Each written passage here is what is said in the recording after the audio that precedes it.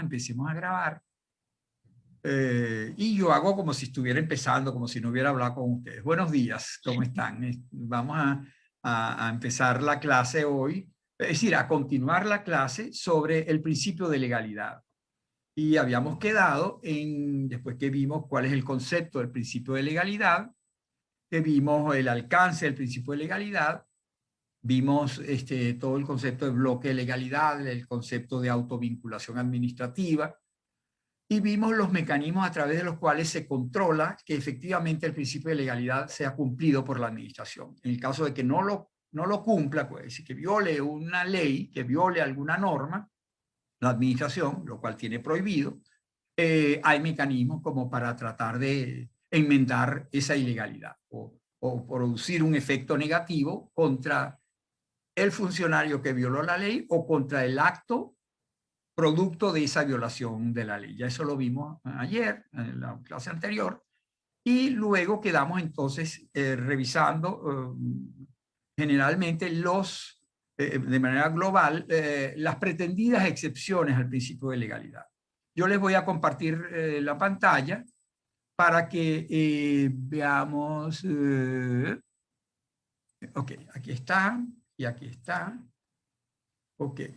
Empezamos a ver justamente, ya dijimos algo, con las pretendidas excepciones del principio de legalidad. Aquí está el esquema, se los repaso: principio de legalidad, las consideraciones generales, concepto, alcance, mecanismos de control, y luego las pretendidas excepciones. Por un lado, esas son teorías a través de las cuales se ha querido sostener que hay algunas actuaciones de la administración que no están sometidas al principio de legalidad. Vale decir que la administración podría hacer cualquier cosa, incluso violando la ley, y sin embargo no va a haber ninguna consecuencia negativa porque, bueno, porque allí no está obligada la administración a seguir el principio de legalidad.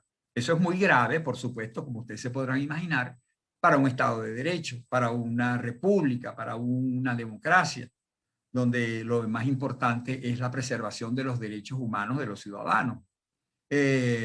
¿Por qué? Porque la última garantía que tenemos los ciudadanos de que la administración se comporte con arreglo a la ley son los tribunales, el control judicial de legalidad.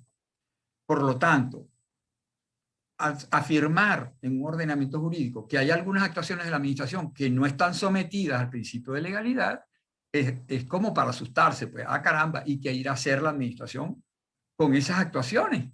En el caso de que viole la ley, que viole la Constitución, de que viole alguna norma y me perjudique a mí, yo no tendré cómo acudir a un mecanismo que me defienda, que me resuelva el problema y que condene a la administración por haber actuado ilegalmente y que anule esa actuación. Entonces, fíjense ustedes qué grave es esto, que hayan excepciones al principio de legalidad.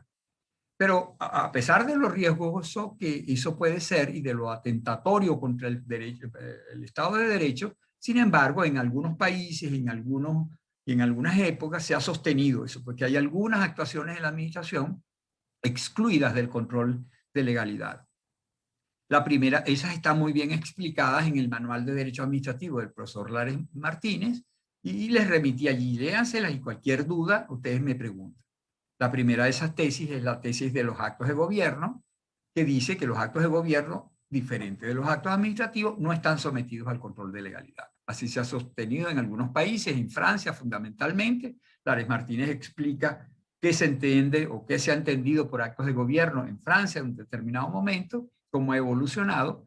Y bueno, yo les decía que en Venezuela esa tesis también, y eso está ahí en Lares Martínez, si no está, pues yo se los digo, ¿no? Que es que la tesis de los actos de gobierno ha sido aceptada en Venezuela. En Venezuela se acepta que hay actos de gobierno, pero esos actos de gobierno se entienden como los actos que dicta el presidente de la República, concretamente el Poder Ejecutivo, cuando están en el mismo nivel que la ley, cuando tienen rango legal. Hay actos que el presidente de la República dicta y que tienen el mismo rango, como los decretos leyes, por ejemplo, ¿no?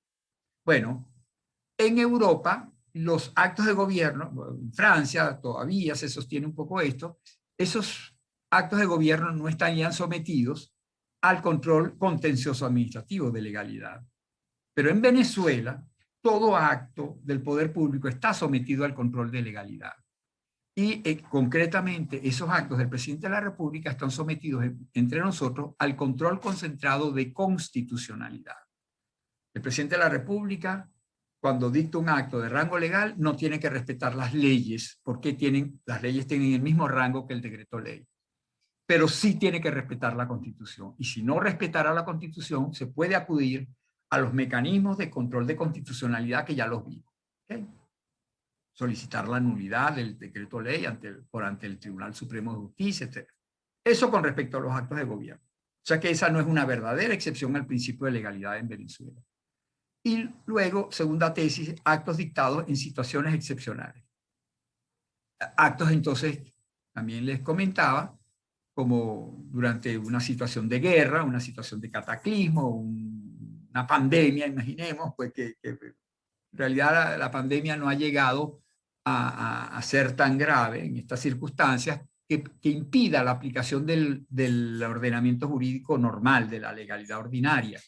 Sin embargo, fíjense ustedes que si han seguido por la prensa, por los noticieros, se podrán dar cuenta de que en muchos países se han impugnado actos del Poder Ejecutivo del correspondiente país, de Colombia, de España, de Francia, porque se consideran violatorios de derechos humanos o violatorios del derecho, porque están siendo un toque de queda, un cierre de las tiendas, un confinamiento, eso me viola la libertad individual. ¿Cómo es eso de que yo no puedo ir de aquí a esta otra ciudad? Yo no puedo pasar el límite de un municipio o de un estado.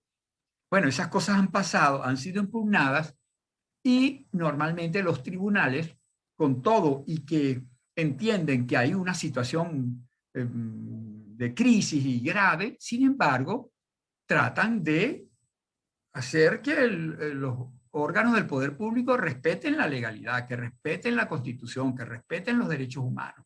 Es decir, no es que los tribunales dicen, caramba, como estamos en una situación excepcional, yo no entro a conocer de este acto y dejo que la administración actúe como quiera. En Venezuela, de todas maneras, esta tesis nunca había tenido una aceptación por cuanto en Venezuela es la propia Constitución la que regula esas situaciones excepcionales. O sea, cuando se dan esas situaciones excepcionales, la propia Constitución dice cómo se debe actuar, que es a través de los decretos, leyes de excepción. Se le da un poder al presidente de la República en determinadas circunstancias y con ciertos controles, el control de la Asamblea Nacional, el control político de la Asamblea Nacional, el control jurídico del Tribunal Supremo, un lapso muy breve para que se extinga el decreto de excepción. Es decir, está rodeado de una serie de limitaciones y restricciones y por lo tanto cualquier violación a esas restricciones o a los límites que impone la Constitución pueden ser impugnados ante el Tribunal Supremo de Justicia. Yo le estoy hablando de la teoría. Eso es lo que dice la Constitución y eso es lo que debería ser. Otra cosa es que nuestro Tribunal Supremo actúe como debe actuar o no, con arreglo a la Constitución o no. Hay muchos analistas, hay muchos artículos que ha escrito, por ejemplo, el profesor Alan Brewer Carías sobre lo que él considera que son violaciones a la Constitución. Hay autores que hablan de que Venezuela actualmente no, está fuera de la Constitución, lo ha dicho el profesor Manuel Rachadel, tiene un libro muy bueno y él habla, si ustedes buscan seguramente en Universitas Fundación, que es un canal de YouTube que está difundiendo muchos análisis jurídicos y se los recomiendo, ustedes van a encontrar artículos, ponencias, videoconferencias, en los cuales se analiza dónde se está cumpliendo y dónde no se está cumpliendo la Constitución en los momentos actuales. Bueno, pero eso es la realidad. Nosotros estamos enseñando derecho, el derecho no es la realidad. La realidad es una situación y el derecho es un deber ser. Y la realidad debería ajustarse al deber ser. Y el deber ser debería ser cumplido por la realidad y respetado por la realidad. El hecho de que la realidad no respete el derecho no desdice del derecho, no desconoce el derecho. El derecho existe y sigue existiendo y está vigente. Decir que en Venezuela no hay constitución Es incorrecto. Sí hay una Constitución. Lo que pasa es que hay quienes la violan. Eso es otra cosa. Entonces, ellos son los que están mal. La Constitución no. La Constitución sigue estando allí. ¿Ok? Vigente y válida. Y digna de ser respetada. Bueno, entonces vayamos ahorita a la clase de hoy. La clase de hoy concretamente es la discrecionalidad administrativa. Eso tiene que ver justamente con la tercera categoría de actos que se ha dicho en algunos países, en algunos momentos, que están excluidos del control de legalidad.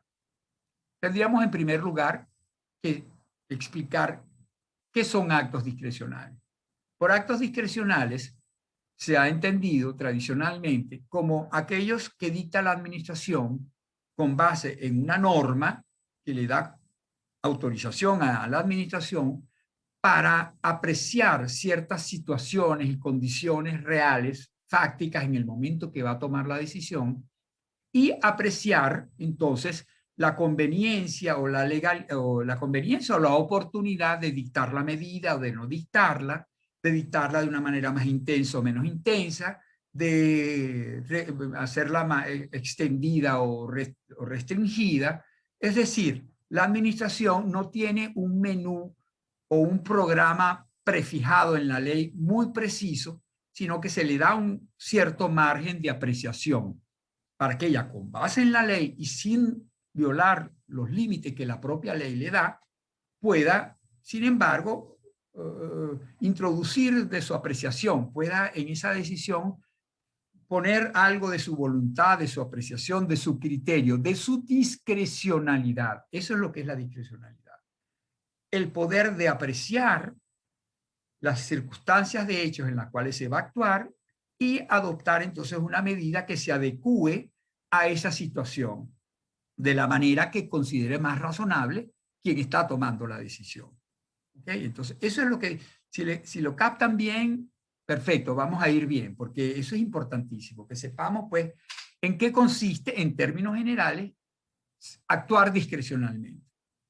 Actuar discrecionalmente no es actuar atrabiliariamente, no es actuar arbitrariamente, no es actuar como me da la gana, a decirlo en términos coloquiales, perdónenme la expresión coloquial, pero digamos, es eso. La administración no puede actuar conforme a sus pasiones, porque acuérdense que la administración en definitiva somos los funcionarios que actuamos por ella, y tenemos pasiones, tenemos odios, tenemos celos, tenemos envidias, tenemos ambiciones. Bueno, la administración no tiene ni envidias, ni ambiciones, ni celos, y debe actuar institucionalmente con arreglo a la ley. Entonces, la ley se supone que debe venir ahí para limitar esas pasiones. Cuando se dictan las leyes, la ley no conoce de pasiones, ni de rabia, ni de odio, ni de venganza. La ley es para todos y se supone que es adecuada, sensata, correcta, que busca el bien común. Bueno, sin embargo, la ley a veces le dice a la administración, usted tiene el poder para hacer esto, y eso usted lo podrá hacer dentro de estos límites, pero adoptando usted la decisión que le parezca más correcta y más adecuada en un determinado momento. Eso ocurre con muchísima frecuencia en nuestro ordenamiento jurídico. ¿Les queda claro entonces el concepto? Si no, me lo advierten, activan su micrófono, me dicen y vamos aclarando, ¿ok? Bueno, fíjense ustedes inmediatamente, yo les coloco, luego de entender bien cuál es el concepto de la discrecionalidad, es decir, ese margen de apreciación, ya me están advirtiendo que en 10 minutos terminamos, entonces volvemos a entrar en 10 minutos por el mismo enlace que ya les mandé. Repito, la discrecionalidad es ese margen de apreciación que el ordenamiento jurídico concede a una autoridad administrativa para adoptar medidas, decisiones que sean lo más convenientes y oportunas de acuerdo con el criterio del funcionario que está adoptando la medida. Esa discrecionalidad no tiene un solo grado, es decir, cada norma puede darle mayor amplitud a ese margen de apreciación o menor amplitud. El ordenamiento jurídico, el legislador, decide si deja algunos elementos de la decisión bien precisados en la norma, o si deja algunos imprecisos para que sea el funcionario el que termine de definir cuál es la decisión que se va a adoptar. En el libro de Peña Solís van a encontrar ustedes, eso está muy bien explicado todo esto en el libro de Peña Solís. Las anteriores tesis están mejor, si se quiere, en el libro de Lares Martínez, pero muy cortas, muy precisas. En cambio, la discrecionalidad administrativa se las recomiendo por el libro de Peña Solís. Peña Solís habla, de acuerdo con una terminología latina, que es muy usual, que todo acto tiene, en cualquier decisión de la administración, nosotros podemos apreciar distintas variables que fueron tomadas en cuenta. El an, el quid, el quantum, el quo modo, en latín, pues, ¿no? Eso, el an es la decisión que puede adoptar la administración sobre la procedencia de dictar o no la medida. Es decir, hay circunstancias en las cuales la ley le dice a la administración, si ocurre tal cosa, usted puede o no adoptar la siguiente medida a su criterio. Por ejemplo, imaginemos una norma que le diga a una autoridad que tiene poder para sancionar, una sanción disciplinaria, por ejemplo. Entonces, el jefe de jerárquico de una organización tiene el poder de sancionar a sus subalternos si violan las normas disciplinarias. Pero la norma le puede decir a quien tiene el poder jerárquico, usted apreciará si aplica la sanción o no. Cuando ocurra esto, usted verá si la aplica o no. ¿Por qué? Porque puede ser que el legislador entienda que a veces los errores disciplinarios se pueden corregir mejor sin sanción. Te lo llama aparte, le dice, le explica y de repente le dice, mira, si tú te portas mejor, yo te tomaré en cuenta. Y si más bien lo estimula favorablemente en lugar de sancionarlo. El jefe jerárquico verá entonces si sanciona o no. Y puede que sí sancione cuando de repente vea que lo que se hizo fue muy grave o que la persona viene reiteradamente cometiendo la indisciplina. Entonces, él es el que puede decir, en lugar de aplicar automáticamente la medida disciplinaria, puede él, porque la ley se lo autoriza, a adoptar la medida disciplinaria o no. Entonces, eso significa, cuando se da ese poder de apreciación al funcionario público, a la autoridad, hay una discrecionalidad en el AN, en la procedencia o no procedencia de adoptar la medida. Pero el margen de apreciación puede estar en el quid. El quid es el qué. Toda decisión tiene un contenido. Por ejemplo, esa sanción que el funcionario quiere aplicar puede consistir en varias cosas. Puede consistir en una amonestación, puede consistir en hacer salir al alumno de clase, puede consistir en expulsarlo por una semana, puede hacerle una amonestación escrita. El contenido, aun cuando siempre la decisión es de sanción, el contenido mismo preciso puede variar. Eso es el quid. Entonces, a veces, y sobre todo en medidas sancionatorias, es muy frecuente que la ley no ponga una sola sanción, sino que pone un abanico de sanciones y le dice luego a la autoridad, usted aplicará la que le parezca más conveniente, de acuerdo con las circunstancias, de acuerdo con la gravedad del caso, de acuerdo con el riesgo producido. Es decir, le dirá más o menos, digamos, cuáles son los elementos que tiene que tomar en cuenta la administración para decidir cuál es la medida dentro de todas que son lícitas, todas son lícitas porque están previstas en la ley. Sin embargo, será el funcionario el que decida cuál de ellas. Es decir, al decir cuál, decide el quid, porque él tiene potestad discrecional sobre el quid. A lo mejor no tiene potestad para decidir si la aplica o no, a lo mejor está obligado a decidirla, no hay discrecionalidad en el AN, pero sí hay en el quid porque es él el que decidirá cuál de las 3 o 4 sanciones es la que va a aplicar. A veces la discrecionalidad es en el quantum, es decir, hay decisiones que ya tienen un contenido preestablecido, pero ese contenido puede ser más intenso o menos intenso.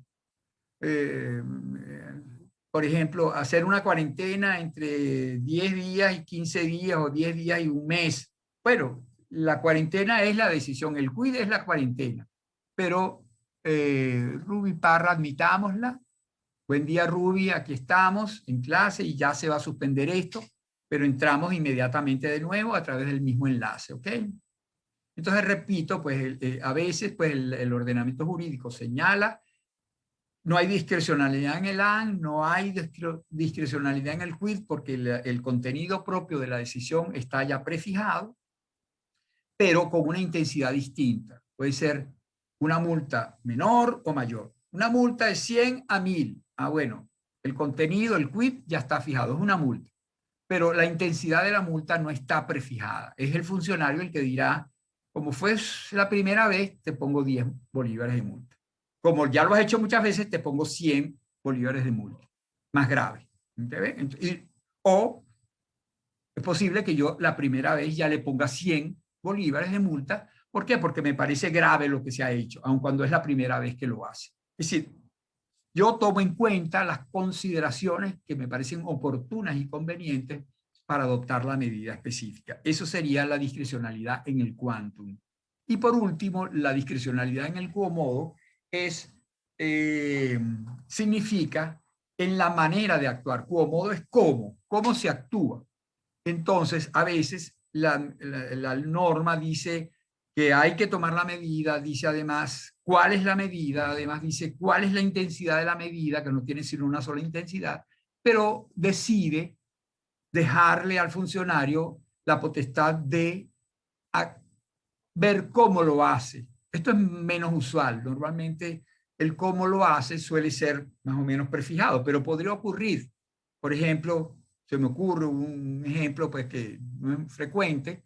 En materia bancaria, estaba obligada la superintendencia de bancos a revisar siempre los estados financieros de las entidades bancarias, de los bancos, y si ve que si hay un banco que está en dificultades financieras, está obligada a intervenir para eliminar esa dificultad financiera. Pero luego le abre un abanico y le dice, y usted puede eliminar esa inestabilidad financiera del banco a través de suministrarle apoyo, usted le da dinero a ese banco, usted le puede pedir que usted le nombra un interventor para que vea si las cosas están fluyendo bien. Usted puede intervenir el banco, es decir, la manera de lograr ese objetivo que es reflotar al banco puede ser distinta, el procedimiento puede ser distinto. Entonces, ahí estamos hablando de una discrecionalidad en el quo modo. Por ejemplo, en la expropiación se puede utilizar para adquirir un bien, ese es un modo de actuar, pero también puede la administración comprar el bien. Ella puede primero ir a hablar con el propietario a ver si el propietario quiere. Y entonces, o sea, la administración tiene la posibilidad de escoger entre una forma de actuar y otra forma de actuar, un procedimiento y otro procedimiento. ¿Estamos bien? Bueno, sigamos entonces. Si hasta ahí vamos bien, continuemos más rápidamente. Viene la justificación de la discrecionalidad administrativa. Yo les había pedido por allí que trataran de reflexionar o recordar si ustedes habían visto alguna vez hablar bien o mal de la discrecionalidad. Con frecuencia se oye hablar mal de la discrecionalidad.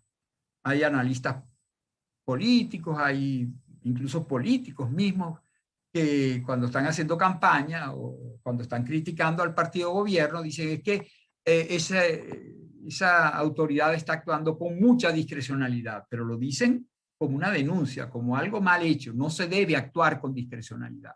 ¿Por qué? Porque para muchos la palabra discrecionalidad es sinónimo de arbitrariedad. Actuar con discrecionalidad es actuar arbitrariamente.